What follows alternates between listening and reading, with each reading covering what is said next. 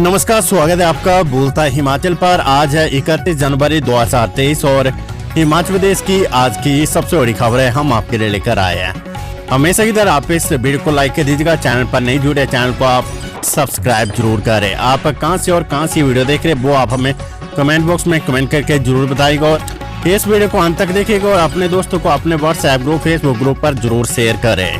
पेश है आज की सबसे बड़ी खबरें। सालों से एक ही जगह पर डटे अधिकारी और कर्मचारी, रडार पर सीएम सुक्खू ने मांगी रिपोर्ट। हिमाचल के सभी औद्योगिक क्षेत्रों में वर्षों से एक ही जगह पर डटे अधिकारी और कर्मचारी मुख्यमंत्री सुखविंदर सिंह सुक्खू के रडार पर आ गया है। सीएम सुक्खू ने ऐसे सभी कर्मचारी और अधिकारियों की रिपोर्ट तलब की है जो कई सालों से एक ही जगह पर डटे हुए हैं। ऐसे सभी कर्मचारियों और अधिकारियों को उनकी स्थायी जगह से हटाया जाएगा। सरकार के ध्यान में मामला है कि कई अधिकारी और कर्मचारी सालों से औद्योगिक क्षेत्रों में डटे हुए हैं। इसके पीछे उनकी मंशा क्या है, अब सरकार ये पता लगाने में जुट गई है। पूर्व की सरकारों द्वारा तबादले किए जाते थे पर भी अधिकारी अपने ट्रांसफर किसी न किसी तरह से रुकवा ही लेते थे। अब मुख्यमंत्री ने ऐसे अधिकारियों और कर्मचारियों को हटाने का मन बना लिया है। खबर प्राइवेट स्कूलों से। हिमाचल के प्राइवेट स्कूलों पर बड़ा आदेश। राज्य सरकार ने नामी प्राइवेट और माइनॉरिटी स्कूलों को लेकर एक बड़ा आदेश निकाला है। हाईकोर्ट में 11 जनवरी 2023 को लगे एक केस के बाद ये कदम उठाया गया है। प्रारंभिक शिक्षा निदेशक की ओर से सभी जिलों के उप निदेशकों को पत्र भेजा गया है जिसमें कहा गया कि नए सत्र के एडमिशन में सभी एडेड और नॉन मेजोरिटी प्राइवेट स्कूलों में इकोनॉमिक वीकर सेक्शन यानी EWS गरीब परिवारों के बच्चों को 25% सीटों पर एडमिशन दी जाए। ये प्रावधान दरअसल शिक्षा के अधिकार कानून यानी RTI एक्ट में किया गया है, लेकिन हिमाचल अब तक इसे लागू नहीं कर पाया है। राज्य के बड़े शहरों में मौजूद माइनॉरिटी स्कूलों में गरीब बच्चों को एडमिशन नहीं दी जाती है। देश में क्रिश्चियन, मुस्लिम, जैन, फारसी और बुद्धिस्ट संस्थानों द्वारा चलाए जा रहे शिक्षण संस्थान इस कैटेगरी में है। एक्ट के अनुसार इस एडमिशन के बदले प्रति बच्चे का खर्चा राज्य सरकार को देना होता है। हिमाचल के 85 स्थानों पर जल्द स्थापित होंगे electric charging station. Himachal electric वाहनों के संचालन को लेकर परिवहन पूरी तरह से जुट गया है। प्रदेश में अधिक से अधिक इलेक्ट्रिक वाहनों को चलाने के लिए चार्जिंग स्टेशन का नेटवर्क तैयार किया जा रहा है। विभाग के अनुसार प्रदेश भर में कुल 600 से ज्यादा स्थानों पर चार्जिंग स्टेशन इंस्टॉल किए जाने हैं। वहीं प्राथमिक चरण में प्रदेश के 85 स्थानों पर चार्जिंग स्टेशन स्थापित करने की प्रक्रिया जल्द शुरू हो जाएगी। प्रदेश भर में 85 संस्थानों पर परिवहन विभाग ने भूमि हस्तांतरण की प्रक्रिया पूरी कर ली है, यानी जिस जगह पर चार्जिंग स्टेशन स्थापित किया जाना है वे जमीन परिवहन विभाग के नाम हो गई है। वहीं बाकी स्थानों पर भी भूमि हस्तांतरण की प्रक्रिया को पूरा किया जा रहा है। परिवहन विभाग ने प्रदेश भर में चार्जिंग स्टेशन के लिए जगह चिन्हित करने के संबंध में सभी जिलों के DC को आदेश जारी किए थे। अनपढ़ लोगों को पढ़ाएंगे विद्यार्थी, मिलेंगे 5 क्रेडिट स्कोर। 7% साक्षरता का लक्ष्य हासिल करने के लिए राष्ट्रीय शिक्षा नीति के तहत अब विश्वविद्यालय व कॉलेजों के विद्यार्थियों को 5 या इससे अधिक अनपढ़ लोगों को पढ़ाना होगा। इसके लिए विद्यार्थियों को क्रेडिट स्कोर मिलेगा।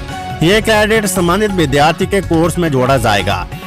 नया भारत साक्षरता कार्यक्रम के अंतर्गत और राष्ट्रीय शिक्षा नीति 2020 में शामिल सिफारिशों के अनुरूप विश्वविद्यालय अनुदान आयोग UGC ने अगले शैक्षणिक सत्र से नई साक्षरता स्कीम को लागू करने के निर्देश दिए। इसको लेकर UGC ने सभी विश्वविद्यालयों के कुलपति और कॉलेजों के प्रधानाचार्य को पत्र लेकर इस दिशा में कदम उठाने को कहा है। इसके साथ ही इसे लागू करने के लिए गाइडलाइन भी जारी की है। हरकत में आया साइबर थाना, राज्यपाल का फर्जी इंस्टाग्राम अकाउंट करवाया डीएक्टिवेट। हिमाचल प्रदेश के राज्यपाल राजेंद्र विश्वनाथ आर्लेकर के नाम पर बने फर्जी इंस्टाग्राम अकाउंट को डीएक्टिवेट करवाया गया है। इस मामले में CID का साइबर थाना तत्काल हरकत में आया है। बीती रात को फेसबुक अथॉरिटी के साथ पत्राचार किया। अब फर्जी अकाउंट बनाने वाले की पहचान होगी। फर्जी सोशल मीडिया अकाउंट बनाए जाने के मामले में CID के साइबर थाने की जांच आरंभ हो गई है। ताजा मामला सामने आने के बाद साइबर पुलिस ने एडवाइजरी जारी की है। इसमें साइबर ठगों से सावधान रहने की सलाह दी गई है। VIP को सचेत रहने का आग्रह किया गया है। फर्जी अकाउंट बनाए जाने की सूचना राज्यपाल ने सोशल मीडिया पर साझा की थी। पुलिस पेपर लीक मामले में CBI करेगी आरोपियों से पूछताछ। हिमाचल पुलिस कांस्टेबल की लिखित परीक्षा से जुड़े पेपर लीक मामले में CBI अब आरोपी से पूछताछ करने की तैयारी में है। पूछताछ के लिए पुलिस अधिकारियों कर्मचारियों को भी तलब किया जाएगा। जांच के दायरे में पुलिस की SIT भी आएगी।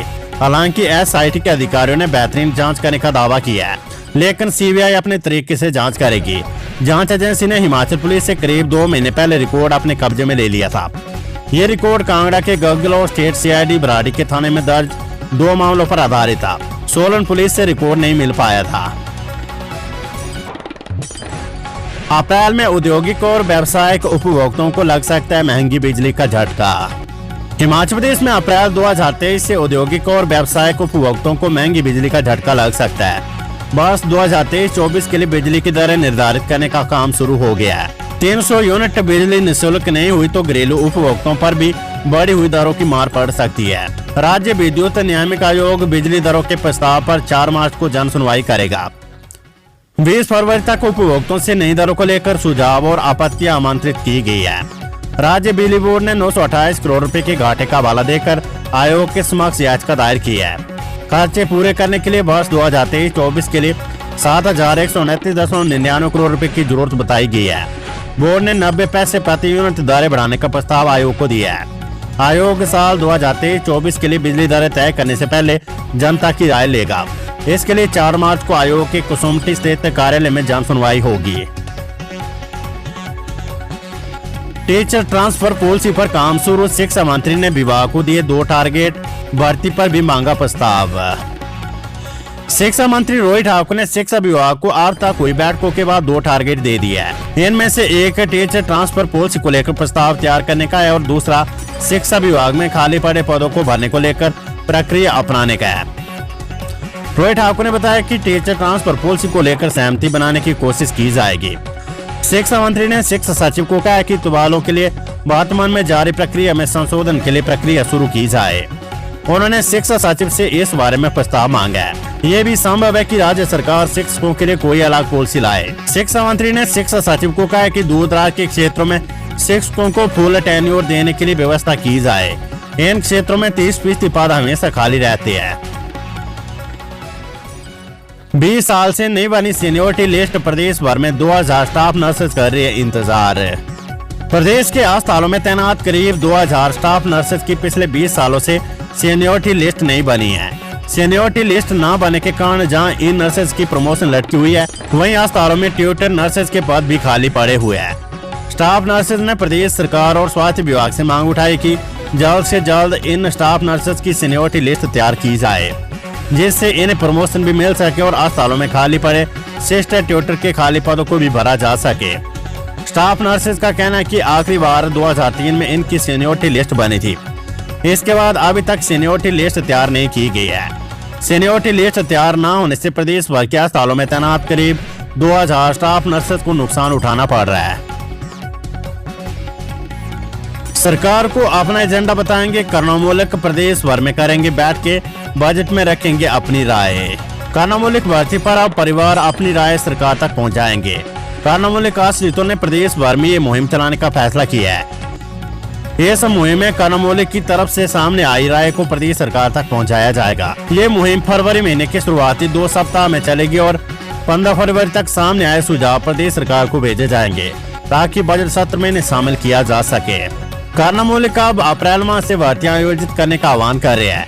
इस सिलसिले में मुख्यमंत्री सुखविंदर सिंह सुक्खू से भी उनकी मुलाकात हो चुकी है। मुख्यमंत्री ने इस मुलाकात के दौरान कर्णमूलकों से आह्वान किया था कि वे पेंशन पर 2.5 लाख के न्यूनतम आय के दायरे को बढ़ाने की मांग पर दोबारा विचार करें और इस संबंध में पेंशन भोगियों की सहमति का प्रयास करें, ताकि कर्णमूलक आश्रितों को नौकरी देने में सरकार को मुश्किल ना हो। इसके बाद कर्णमूलक संघ ने बैठकों का आयोजन किया, लेकिन इन बैठकों के बाद कर्णमूलक आश्रितों ने 2.5 लाख के दायरे को 5 लाख करने की मांग को बरकरार रखा है। प्रदेश में बारिश बर्फबारी से 481 सड़कें बंद, 2223 ट्रांसफार्मर ठप, अंधेरे में डूबे हजारों गांव। हिमाचल प्रदेश में ऑरेंज अलर्ट के बीच बारिश बर्फबारी का दौर जारी है। प्रदेश में बीती रात से हो रही भारी बारिश और बर्फबारी के चलते 3 नेशनल हाईवे समेत 481 सड़कों पर वाहनों की आवाजाही ठप हो गई है। लाहौल स्पीति जिले में सबसे ज्यादा 177 सड़कों पर आवाजाही बंद है। चंबा जिले में 14, किन्नौर में 72, कांगड़ा में 2, कुल्लू में 1, मंडी में 19 और सिरमौर में 6 और शिमला में 190 सड़कें अवरुद्ध है। इसी प्रकार 2223 बिजली ट्रांसफार्मर भी ठप हो गए हैं। बिजली के ट्रांसफार्मर ठप होने से हजारों गांव अंधेरे में डूब गए हैं। चंबा जिले में 137, किन्नौर 272, कुल्लू 232, लाहौल स्पीति 130, मंडी 327, शिमला 610, सिरमौर 444 और ऊना में 71 बिजली के ट्रांसफार्मर ठप है और 19 पेयजल योजनाएं भी प्रभावित है। बरवाड़ रहनमार्ग पर हादसा, अनियंत्रित होकर पेड़ से टकराई बाइक, 21 वर्षीय युवक की मौत। पुलिस थाना फतेहपुर के तहत बरवाड़ रहनमार्ग पर एक बाइक अनियंत्रित होकर पेड़ से जा टकराई। हादसे में बाइक सवार युवक की मौत हो गई है। मृतक युवक की पहचान अंकित कुमार उम्र 21 पुत्र हरवंश सिंह निवासी बलों के रूप में हुई है। 4 फरवरी को प्रदेश में चक्का जाम करेंगे ट्रक ऑपरेटर, अदानी समूह के खिलाफ की नारेबाजी। अदानी समूह के साथ चल रहे विवाद का हल न निकलने पर ट्रक ऑपरेटरों ने 4 फरवरी को प्रदेश भर में चक्का जाम करने का ऐलान किया है। निर्णय किया है कि 10 फरवरी तक ट्रक ऑपरेटरों के पक्ष में फैसला नहीं आया तो 11 फरवरी को महापंचायत की जाएगी। दालाघाट में सोमवार को ट्रक ऑपरेटरों की आम सभा हुई। इसमें एकजुटता दिखाते हुए अदानी समूह की मनमानी को खत्म करने का फैसला लिया गया है। आम सभा में मुख्य शांति सचिव और आरकी के विधायक संजय अवस्थी ने भी शिरकत की। उन्होंने मंगलवार को होने वाली बैठक में ट्रक ऑपरेटरों का पक्ष रखने का आश्वासन दिया है। सीपीएस करीब आधा घंटा ट्रक ऑपरेटरों के साथ रहे और उनकी समस्याएं सुनी। एचपी टेट 5 महीने में 10% घट गया अध्यापक पात्रता परीक्षा का परिणाम। हिमाचल प्रदेश स्कूल शिक्षा बोर्ड की ओर से घोषित अध्यापक पात्रता परीक्षा टेट का परिणाम 5 माह पहले निकाले गए रिजल्ट की अपेक्षा 10% कम रहा है। सितंबर 2022 में 8 विषयों के अध्यापक पात्रता परीक्षा का परिणाम 25.95% रहा था। इस बार घोषित 7 विषयों का परिणाम 15.15 पर अटक गया है। सबसे कम परिणाम टीजीटी आर्ट्स में दर्ज किया गया है। भाषा अध्यापक का परिणाम भी संतोषजनक नहीं रहा है। पंजाबी विषय के अध्यापक पात्रता परीक्षा का परिणाम इस बार 9.21% रहा है। हजारों लोग मांग रहे मनरेगा में काम, ग्राम पंचायतों का इनकार। हिमाचल प्रदेश में हजारों लोग मनरेगा में काम मांग रहे हैं मगर ग्राम पंचायतें इनकार कर रही है। इस योजना पर टोपी की नई शर्तों से हिमाचल में मनरेगा का कामकाज लगभग ठप हो गया है। नई शर्तों के अनुसार एक समय में पंचायतें केवल 20 काम ही दे रही है। वहीं ग्रामीण विकास मंत्री अनिरुद्ध सिंह का कहना है कि इसमें फिलहाल कुछ नहीं किया जा सकता है। ये पेज केंद्र सरकार ने डाला है। इस पेज को हटाने के लिए केंद्र सरकार को चिट्ठी लिखी जा रही है। राज्य में मनरेगा योजना के तहत हर पंचायत में एक वक्त में सामुदायिक और व्यक्तिगत काम सभी तरह के कुल 20 कार्य को किया जा सकेगा। मनरेगा के तहत टैंक, गौशाला, भूमि सुधार, सुरक्षा दीवार आदि व्यक्तिगत काम होते हैं। सीएम सुक्खू के विधानसभा क्षेत्र नादौन में फैला डायरिया, 3 दिन में 868 मरीज। मुख्यमंत्री सुखविंदर सिंह सुक्खू के विधानसभा क्षेत्र नादौन में डायरिया के मामले बढ़ते जा रहे हैं। डायरिया के मामले बढ़कर 868 पहुंच गए हैं। स्वास्थ्य विभाग ने 3 टीमें गठित किए हुए पानी के सैंपल भी लिए गए हैं जिन्हें जांच के लिए मेडिकल कॉलेज हमीरपुर के लैब में भेजा गया है। सोमवार को 6 टीमों ने 35 गाँव का दौरा किया है। 28 जनवरी को डायरिया के 193, 29 जनवरी को 340 और 30 जनवरी को 355 मामले सामने आए हैं। स्वास्थ्य विभाग अब तक 47 गाँव में स्क्रीनिंग कर चुका है। हमीरपुर में गाड़ी से 68,68,000 रुपए बरामद, पालमपुर से चंडीगढ़ जा रहा था चालक। हमीरपुर सदर पुलिस ने जिला कांगड़ा के पालमपुर निवासी एक व्यक्ति से 68,68,000 रुपए बरामद किए हैं। प्रारंभिक जांच में व्यक्ति इन रुपए के बारे में जानकारी और दस्तावेज प्रस्तुत नहीं कर पाया है, जिसके चलते हमीरपुर पुलिस ने व्यक्ति की गाड़ी और नकदी को अपने कब्जे में ले लिया है। पालमपुर निवासी अपनी गाड़ी में सवार होकर चंडीगढ़ जा रहा था। इस दौरान हमीरपुर के चौकी जम्बाला में पुलिस ने चेकिंग के लिए गाड़ी को रोका। तलाशी लेने पर गाड़ी से 68,68,000 रुपए बरामद किए गए हैं। वर्तमान में सरिया कारोबारी पर भी पुलिस की कार्रवाई हो रही है। इस बीच अब हमीरपुर में भारी भरकम नकदी बरामद होने से कई तरह के सवाल उठ रहे हैं। बर्फबारी ने जाम कर दिया किन्नौर नेशनल हाईवे सहित सभी संपर्क सड़कें बंद, कई बसें फंसी। किन्नौर में रविवार देर शाम से हो रही बर्फबारी सोमवार को भी जारी रही। इस सर्दी की सबसे अधिक बर्फबारी दर्ज की गई है। समूचे क्षेत्र में हुई बर्फबारी से जहां बागवान और किसान खुश है, वहीं अधिक बर्फबारी से लोगों को मुसीबत का सामना भी करना पड़ रहा है। जिला में विद्युत आपूर्ति बंद है। कई क्षेत्रों में पेयजल लाइन जम जाने से खासी दिक्कतों का सामना करना पड़ रहा है। बर्फबारी से जिले के समूचे संपर्क मार्ग बंद हो गया है। नेशनल हाईवे 5 पर भी बर्फ पड़ने से यातायात पूरी तरह से ठप है। मंडी के बाद अब पूरे प्रदेश में स्वास्थ्य सेवाएं देगा ड्रोन। मंडी जिले में स्वास्थ्य क्षेत्र में ड्रोन की सेवाएं बेहतर तरीके से लागू करने के बाद अब पूरे प्रदेश में ड्रोन से सेवाएं लेने के लिए प्रोजेक्ट शुरू कर दिया गया है। इसके लिए अब बीटोल ड्रोन का इस्तेमाल किया जाएगा, जो कि लंबी दूरी की उड़ानें भरने में सक्षम है। ये करीब 300 किलोमीटर तक की दूरी करने में कारगर है।